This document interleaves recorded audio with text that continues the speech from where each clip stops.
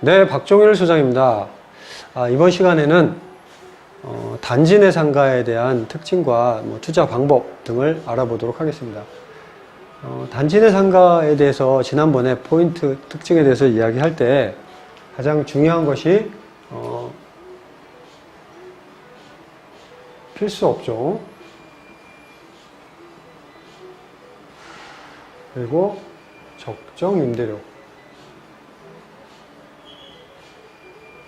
이 두 가지를 말씀을 드렸어요. 필수 업종은 배우 세대에 있는 그 단지에 있는 사람들이 반드시 필요로 하는 그런 업종들이죠.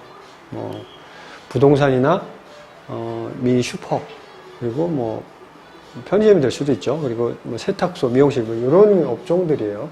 이런 업종들이 우선적으로 들어올 수 있는 자리를 찾아서 투자를 해야 된다는 이야기입니다. 상가가 여러 개가 있는데, 상가가 굉장히 많이 있어요.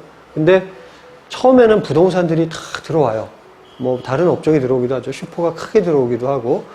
하지만 어느 정도 시점이 지나면 그 부동산들을 철수하게 되고, 슈퍼도 규모를 축소하게 되는 경우도 있고, 이런 여러 가지 어떤 현상으로 인해서 상가에 공실이 생기는 경우들이 있어요. 그래서 따라서 다 나가고 나도 몇 년이 지나도 이런 업종들을 유지하기 좀 괜찮다라고 판단되는 그런 우선적인 자리에다가 투자를 하시는 게 중요하다. 그런 게 안전하다라고 말씀을 드립니다. 자, 그리고 두 번째는 적정한 임대료예요. 우리가 상가 투자를 할 때 가장 중요한 부분이 이거예요. 임대료가 적정하냐, 적절하지 않느냐. 왜냐하면 분양이든 단지 상가가 아니고 다른 근린 상가 마찬가지예요. 상가를 팔기 위해서 임대료를 좀 정상적이지 않게 이렇게 늘려놓은 경우도 있고요. 그리고 사실과 다르게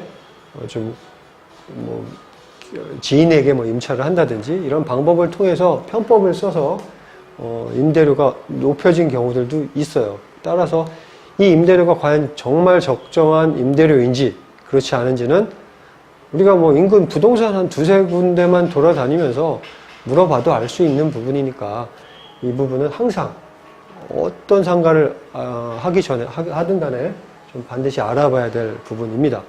특히 이제 단지 내 상가는 이게 중요하죠. 네. 그리고 단지 내 상가는 특징이라고 하면 안정적인 그 배우 세대를 확보하고 안정적인 임대를 놓을 수 있다라는 내용인데요. 그러기 위해서도 더더구나 이런 부분을 따져봐야 할 것입니다. 반면에 수익률이 아주 높다고 말할 수는 없습니다. 한 몇 년이 지나고 정착이 됐을 때, 안정이 됐을 때는 수익률은 그냥 적정한 수익률만 유지를 해도 만족하는 이제 그런 안정적인 투자를 원하는 사람들이 요구하는 상가가 바로 단지 내 상가입니다. 단지 내 상가를 매입하는 방법은 기존 상가를 투자하는 방법이 있을 거고요. 또 분양 상가를 매입하는 방법이 있을 거예요. 기존 상가는 아시겠지만 일반 부동산에 가서 찾으면 되고요. 기존 상가의 특징이라고 하면 눈에 보이죠. 어떤 기존 상가든 마찬가지겠지만 이 임대료가 적정한지 이것만 체크를 하고 그리고 투자를 하면 안정적으로 투자를 할 수가 있겠죠. 다만 거품이 좀 많이 이렇게 내려와 있기 때문에 그렇죠. 거품이 쭉 빠져 있기 때문에 수익률도 좀 현실적인 수익률을 보여줄 수 있습니다. 수익률이 아주 높지 않더라도 좀 적정한 수익률이다라고 하면 안정적으로 투자가 가능한 것이 기존 상가이겠죠. 그리고 두 번째가 이제 중요한데요. 분양을 통해서 단지 내 상가를 사는 방법이 있죠. 근데 분양은 어떻게 받아요? 보통은 공급처, LH나 도시공사 같은 관공서가 될 수도 있고, 아니면 일반 건설업체가 될 수도 있겠죠. 각각의 홈페이지에 들어가면 그런 내용들이 나와요. 단지를 분양을 하면 그 단지에는 반드시 이런 분양 상가가 생기기 때문에 그 상가를 언제 어떻게 분양할지는 이제 그쪽에다 문의해보면 좀 알 수 있을 겁니다. 근데 방식은 주로 입찰 방식이 있고요. 또 선착순 방식도 있어요. 근데 주로 입찰 방식을 우리가 많이 접하게 되는데 보통 분양을 할 때 내정가라는 걸 정해놓고 분양을 합니다. 이 내정가가 예를 들어서 1억 5천이다 라고 하면 내가 이 내정가보다 높은 금액을 써서 입찰을 받는 거예요. 우리가 보통 단지 내 상가에 대한 내용들을 많이 찾아보면 약 뭐 150% 선 이내로 받아라 뭐 이런 얘기들이 많이 있는데 사실 현실적이지는 않죠. 왜냐하면 굉장히 많은 뭐 부동산들이 됐든 아니면 어떤 선수들이죠. 쉽게 말하면 선수들이 개입이 돼서 뭐 200%, 많게는 뭐 400%까지 주고 입찰을 받습니다. 그러니까 개인이 들어가서 150% 써도 안 되는 경우가 많아요. 그래서 이 부분은 내가 어느 정도의 입찰이 돌아갈지에 대해서 미리 예상을 해보고 투자를 하면 되는데 그 방법은 또 마찬가지예요. 임대료. 얼마나 임대료를 받을 수 있느냐에 따라서 입찰가를 이제 결정할 수 있는데 보통 우리가 생각하는 적정 임대료보다는 높게 낙찰이 되기 때문에 그렇기 때문에 좀 받기 좀 어려운 부분이 있죠.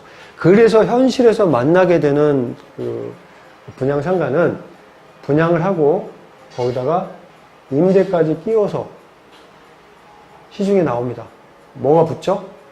피가 붙죠. 피를 붙여서 내놓는 경우가 많아요. 수익률 한 6%씩 맞춰서 내놓습니다. 이게 여기서 가장 필요한 것이 또 이 적정 임대료인지 향후 2년, 3년이 됐을 때도 이 임대료가 유지가 될 수 있을 부분인지를 체크해서 뭐 약간의 뭐 내려갈 여지는 있다. 그래도 이 정도면 괜찮다라고 하면 이렇게 이런 상가들, 임대까지 맞춰져 있으니까 이런 상가들을 사는 것도 방법이 될 수 있겠죠. 이제 대신에 그렇지 않고 너무 좀 인위적으로 맞춰져 있다라고 느껴지면 그런 것들은 과감하게 포기하시는 게 좋습니다. 상가 투자 중에서 단지 내 상가의 그 투자 포인트는 뭐 간단하게 이 정도로 이야기할 수 있을 겁니다. 뭐 얘기를 하자면 뭐 길어질 수도 있는 내용이긴 하지만 우리가 크게 기존 상가와 분양 상가를 받을 때 내가 직접 입찰을 하거나 아니면 입찰에 받아서 뭐 이렇게 나오는 이런 상가들 약간의 뭐 피를 주고 사는 이런 방법도 적정한 임대료만 돼 있다면 뭐 나쁘지 않다. 그래서 이 적정 임대료를 보는 게 가장 큰 포인트라고 할 수 있습니다. 뭐 필수 업종도 마찬가지고. 그리고 단지 내 상가의 특징 이 정도만 알고 투자를 해도 어디 가서 내가 실패하지는 않을 거다라고 말씀을 드릴 수 있겠습니다.